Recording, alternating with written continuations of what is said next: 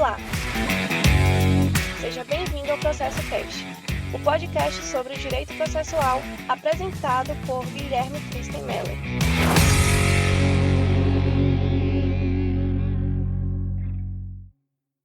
Olá, seja bem-vindo ao Processo Cast. Esta é a terceira e última parte do episódio sobre a petição inicial e seus requisitos.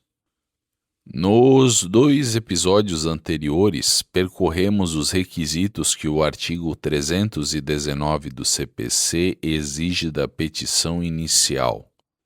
Da indicação do juízo, a qualificação das partes, dos fatos e fundamentos jurídicos, a formulação do pedido, do valor da causa, a indicação das provas e a opção pela audiência de conciliação ou mediação. Neste episódio, vamos avançar para o momento seguinte. O que acontece depois que a petição inicial chega às mãos do juiz? A proposta é compreender as 4 decisões possíveis ao despachar a inicial, os casos de indeferimento e, em especial, o instituto da improcedência liminar do pedido. Vamos começar pelo despacho da petição inicial. Protocolada a petição inicial e havendo mais de um juiz com igual competência, feita a distribuição, a relação processual já se instaurou, ainda que de forma incompleta. Existe o vínculo entre o autor e o juiz, mas o réu ainda não integra o processo. É nesse momento que o juiz examina os requisitos intrínsecos e extrínsecos da inicial e decide o que fazer com ela. Esse pronunciamento pode assumir 4 naturezas distintas. A primeira é o despacho positivo. A petição está em ordem e o juiz determina a citação do réu para responder.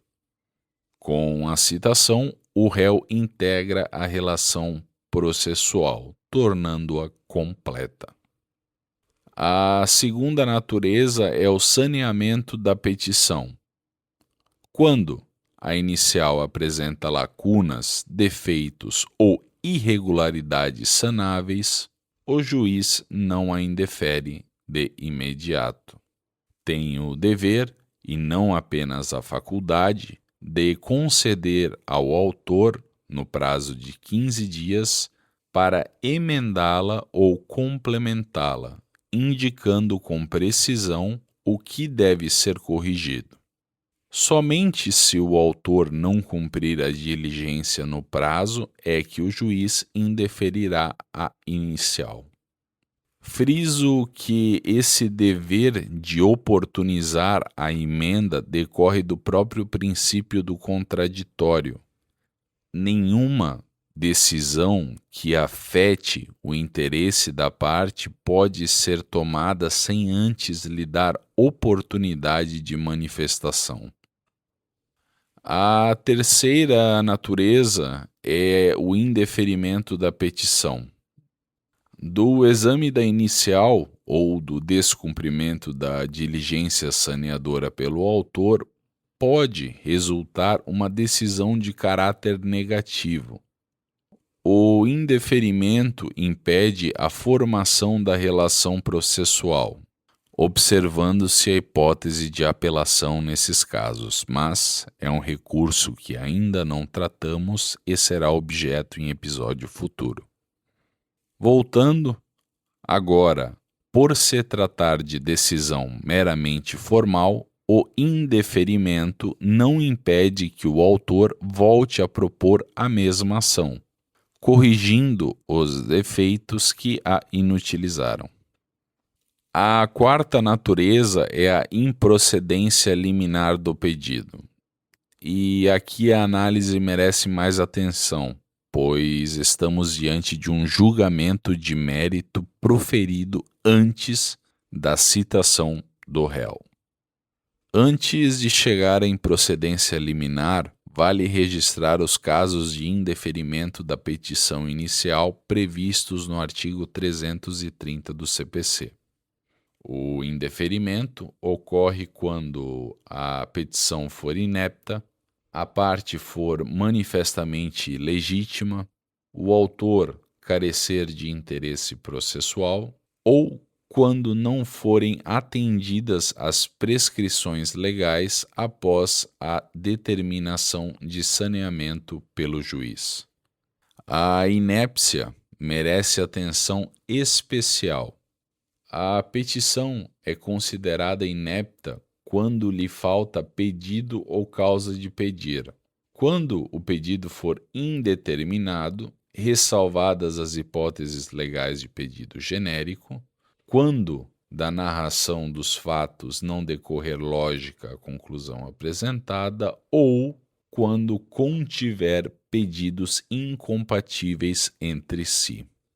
O Código atual não mais considera inepta a petição cujo pedido seja juridicamente impossível. Essa matéria passou a ser tratada como questão de mérito. O indeferimento pode ser total ou parcial. Será parcial quando, sendo vários os pedidos, a decisão negativa atingir apenas um ou alguns deles, permitindo o prosseguimento do processo quanto aos demais, caso em que se trata de decisão interlocutória. Será total quando trancar o processo no nascedouro, impedindo a subsistência da relação processual, caso em que se trata de sentença terminativa, desafiando a apelação. Avançando nesse sentido, chegamos à improcedência liminar do pedido, disciplinada pelo artigo 332 do CPC.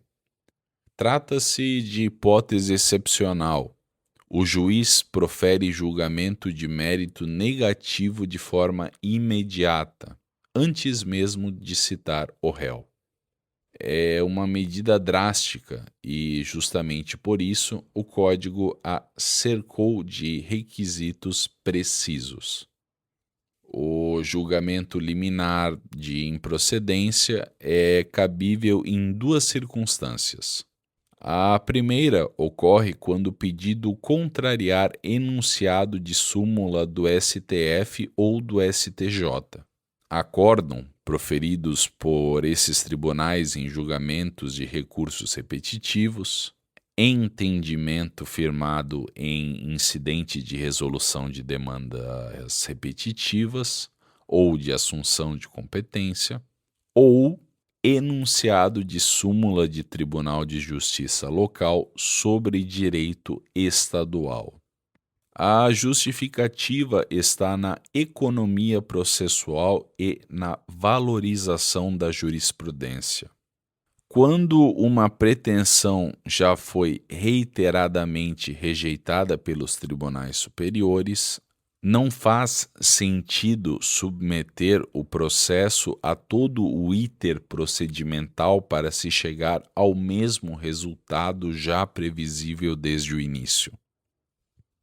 A segunda circunstância é o reconhecimento, desde logo, da ocorrência de prescrição ou decadência. Aqui cabe um apontamento importante sobre a distinção entre os dois institutos que têm relevância prática nesse contexto. A decadência é, em regra, uma questão de direito puro. Extingue-se o próprio direito potestativo pelo decurso de prazo pré-determinado, aferível por simples cálculo. A prescrição, por outro lado, não opera automaticamente. Envolve questões de fato, impedimentos, interrupções, suspensões, o termo inicial subjetivo, que não são conhecidas do juiz pela simples leitura da petição inicial. Por isso, Embora o código autorize o reconhecimento liminar de ambas, na prática é muito mais difícil ao juiz reconhecer a prescrição sem a abertura do contraditório do que a decadência.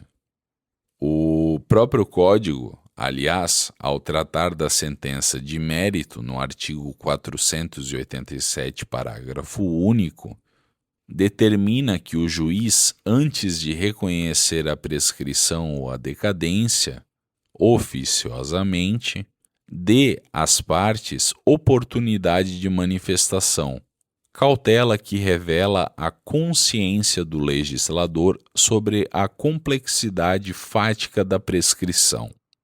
Gravem o ponto. O julgamento liminar de improcedência só pode rejeitar o pedido, nunca o acolher. A razão é clara. Para acolher o pedido do autor, o juiz precisa ter certeza sobre os fatos alegados. E essa certeza não é possível sem ouvir o réu. Para rejeitar, basta verificar que a pretensão, no plano do direito, é inviável, independentemente do que os fatos possam revelar. O réu, que ainda não foi citado, só tem a ganhar com a rejeição liminar. Jamais seria prejudicado por ela. Vejam como funciona o regime recursal desse julgamento. E aqui seremos objetivos seguindo uma lógica metodológica dos episódios precedentes. O autor é intimado da sentença de improcedência liminar e pode interpor apelação. Interposto o recurso, o próprio juiz que proferiu a sentença tem 5 dias para exercer o juízo de retratação, isto é, pode rever sua decisão. Se a revogar, o processo prossegue normalmente e o réu é citado para contestar a ação. Se a mantiver, o réu é citado, mas não para contestar, para responder ao recurso, apresentando contra-razões à apelação em 15 dias. Se o autor não recorrer, o réu é simplesmente intimado do trânsito em julgado da sentença. Essa intimação tem uma função específica: permitir que o réu se valha da exceção de coisa julgada, caso o autor, maliciosamente, proponha a mesma ação perante outro juízo. Para encerrar, uma reflexão sobre o contraditório nesse modelo. O julgamento liminar de improcedência não viola o devido processo legal. Do lado do autor, o juízo de retratação e o recurso de apelação garantem contraditório suficiente para o debate de questões de direito. Do lado do réu, a rejeição do pedido é inteiramente favorável a ele. Não há prejuízo que justifique a exigência de contraditório prévio à sentença. E se o tribunal não mantiver a decisão liminar, o processo volta à origem e o réu terá plena oportunidade de contestar dentro do procedimento comum completo. O instituto da improcedência liminar é, portanto, uma resposta processual racional ao problema das demandas em série. Evita que o Poder Judiciário percorra inúmeras vezes o mesmo caminho para chegar a um resultado que já se conhece de antemão, sem comprometer as garantias fundamentais das partes. Este é o Processo Cast. A obra de arte escolhida para a capa deste episódio é a The Englishman at the Moulin Rouge, de Henri de Toulouse-Lautrec. Se você gostou deste episódio e do conteúdo deste podcast, peço que considere seguir o programa na plataforma de sua preferência e avaliá-lo com 5 estrelas. Agora, os ouvintes do podcast recebem descontos sobre todas as obras que eu escrevi e participei publicadas na editora Totti. Na hora de finalizar a sua compra, utilize o cupom PROCESSOCAST15 para garantir o desconto. O cupom é por tempo limitado. Aguardo vocês no próximo episódio. Até mais. Tchau.